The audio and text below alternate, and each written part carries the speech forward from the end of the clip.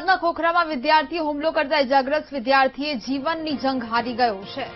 નયન સંતાણી નામના વિદ્યાર્થીનું ટૂંકી સારવાર પછી મોત થયું। મહત્વનું છે કે 7 ડે સ્કૂલમાં ધોરણ 10માં ભણતા નયન સંતાણીને અન્ય વિદ્યાર્થીએ પેટમાં ચપ્પુ માર્યું હતું, જેમાં ગંભીર રીતે ઇજાગ્રસ્ત થયેલા વિદ્યાર્થીને પરિવારજનોએ ખાનગી હોસ્પિટલમાં ખસેડ્યા હતો। મળતી માહિતી મુજબ થોડા દિવસ અગાઉ સ્કૂલમાં મૃતક નયન સંતાણી તેની જ સાથે ભણતા વિદ્યાર્થી વચ્ચે ધક્કામુક્કી લઈને વિવાદ થયો હતો। સંવાદદાતા પાર્થ વધુ વિગતો સાથે લાઈવ જોડાયા છે। પાર્થ, જે પ્રકારે આ હુમલો કરવામાં આવ્યો હતો અને આખરે હવે આ ઘટના છે તે હત્યામાં પરિણામી છે, શું કહી રહ્યા છે હાલ લોકો?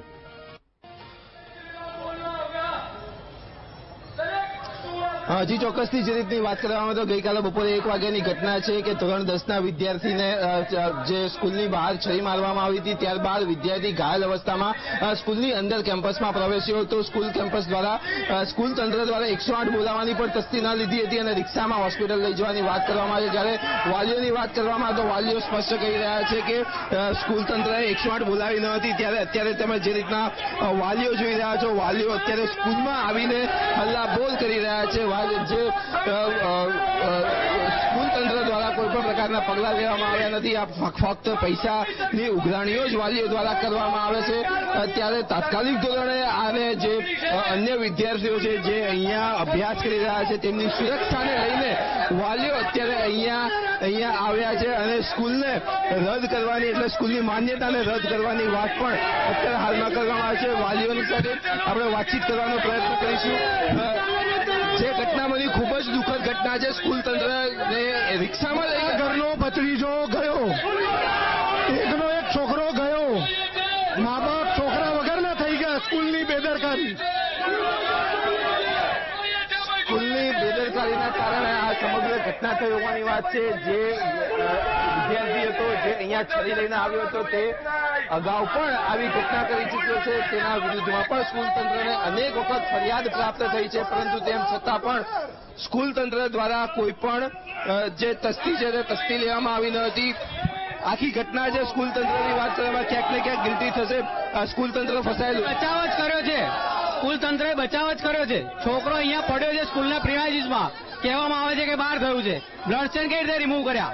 પોલીસના આવતા પહેલા બ્લડ સ્ટેન કઈ રીતે રિમૂવ કર્યા? ક્રિમિનલ નેગ્લિજન્સી છે કે નહીં સ્કૂલની? ઇંગ્લિશ મીડિયમની આટલી મોટી સ્કૂલ છે, પાઠ ભણાવે છે સારા, પોતે શું એક્શન લે છે? ઇમ્પ્લિમેન્ટ કોણ કરશે? તમે પણ એક વાલી છો, અહીંયા આવ્યા છો, ગેટ બંધ હતો, કઈ રીતે તમે અંદર પ્રવેશ કર્યો? વાલીઓને બહાર રાખવામાં આવે કેટલું યોગ્ય? વાલીઓને જ્યારે કોઈ પોતાની સંતાન કોઈ બેસે ત્યારે તમે વાલીઓને કંટ્રોલ કરવાની કોશિશ કરો, એના કરતાં બેટર છે કે તમે તમારા બાળકો, તમારે જે સ્ટુડન્ટ, તમારા મા બાપ જે એના ભરોસે મોકલે છે એ વ્યક્તિ પોતાની જાતને કંટ્રોલ કરવો જોઈએ।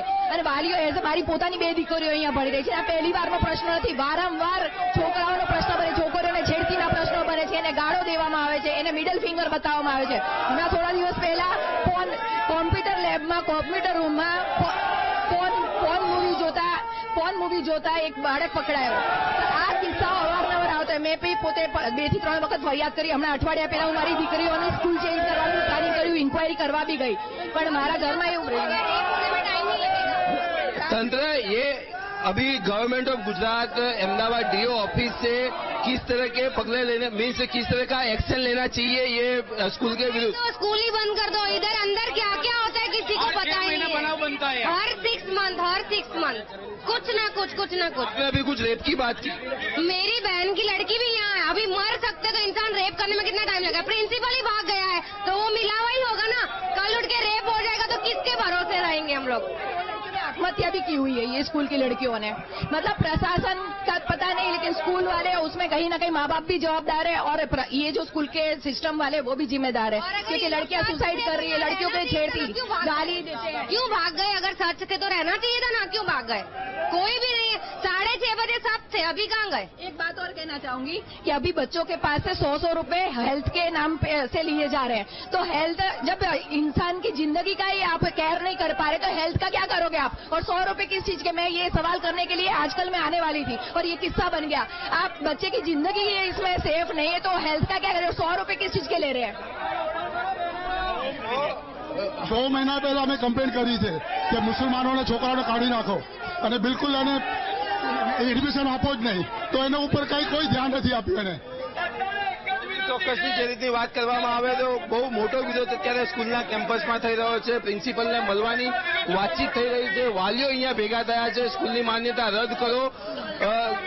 રાજ્ય સરકાર, શિક્ષણ વિભાગ અને ડીઓ, શહેર ડીઓ દ્વારા સ્કૂલ ઉપર તાત્કાલિક ધોરણે પગલાં લેવામાં આવે, આ તમામ રીતની વાત અત્યારે વાલીઓ દ્વારા કરવામાં આવી રહી છે. પરંતુ સ્કૂલના જે પ્રિન્સિપલ છે તે મળવાની તસ્દી લેતા નથી અને વાલીઓને પણ બહાર ઉભા રાખવામાં આવ્યા હતા. પરંતુ તેમ છતાં પણ વાલીઓ ગમે તેમ કરીને સ્કૂલની અંદર પ્રવેશ કર્યો, દરવાજો ખોલાવ્યો, પ્રવેશ કર્યો. પરંતુ તેમ છતાં પણ હવે વાલીઓને પ્રિન્સિપલને મળવા નથી દેવામાં આવતા અને અત્યારે કેમ્પસની અંદર જ વાલીઓ દ્વારા વિરોધ કરવામાં આવ્યો છે. જી બિલકુલ પાર્થ, વિગતો સાથે જોડાયા તે બદલ આપનો આભાર.